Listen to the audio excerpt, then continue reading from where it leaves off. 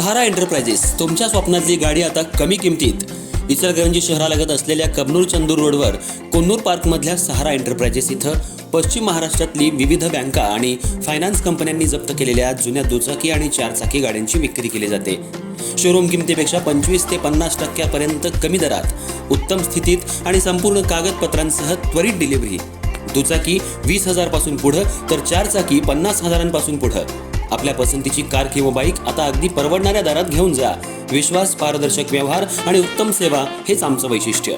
पत्ता Konnur park, Kabnur Chandur road, Ichalkaranji. Proprietor Rajubhai Ajgar. संपर्क 8055810910 आणि 9860785786। सहारा एंटरप्राइजेस, दर्जा, विश्वास आणि बचत यांचं परिपूर्ण ठिकाण।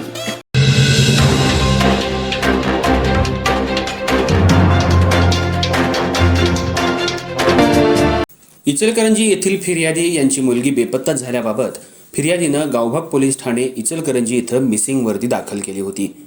त्यानंतर संशयित आरोपी वसीम सय्यद हा फिर्यादी यांची पीडित मुलगी हिच्यासोबत विवाह करून पोलीस ठाण्यात हजर झाल्यानं आणि तिचं वय 17 वर्ष आहे हे माहीत असतानाही पीडितेचं अपहरण करून तिच्या विवाहासाठी वय पूर्ण असल्याचं भासवण्यासाठी बोगस आणि बनावट दाखले तयार करून अल्पवयीन पीडितेसोबत विवाह केल्याप्रकरणी गावभाग पोलीस ठाणे इचलकरंजी इथं फिर्यादी यांनी दिलेल्या फिर्यादीवरून संशयित वसीम सय्यद याच्यावर भारतीय दंडविधान संहिता कायद्याचं कलम 363, 366, 366 अ, 493, 496 आणि 511 या कलमांअंतर्गत गुन्हा दाखल करून त्याच्यावर पोलिसांमार्फत अटकेची कारवाई करण्यात आली होती। संशयित आरोपीवर गुन्हा दाखल केल्यानंतर त्याला ताब्यात घेऊन पीडितेला शासकीय तेजस्विनी महिला वसतिगृह कोल्हापूर इथं दाखल करण्यात आलं होतं। तथापि पीडिता ही वसतिगृहामधून देखील बेपत्ता झाली होती। त्यानंतर या कामी पोलिसांकडून जिल्हा आणि सत्र न्यायालय इचलकरंजी इथं दोषारोपपत्र सादर करण्यात आलं होतं।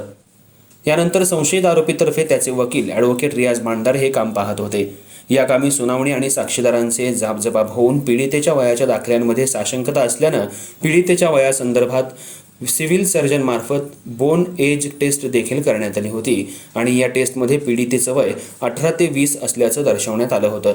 आरोपीतर्फे वकील ॲडव्होकेट रियाज बांडदार यांनी सुनावणी दरम्यान साक्षीदारांच्या जाबजबाबात आढळलेल्या विसंगती आणि आरोपीच्या वतीनं केलेला प्रभावी युक्तिवाद ग्राह्य मानून जिल्हा आणि सत्र न्यायाधीश इचलकरंजी यांनी 6 एप्रिल 2026 रोजी आरोपीची सबळ पुराव्याअभावी निर्दोष मुक्तता केली।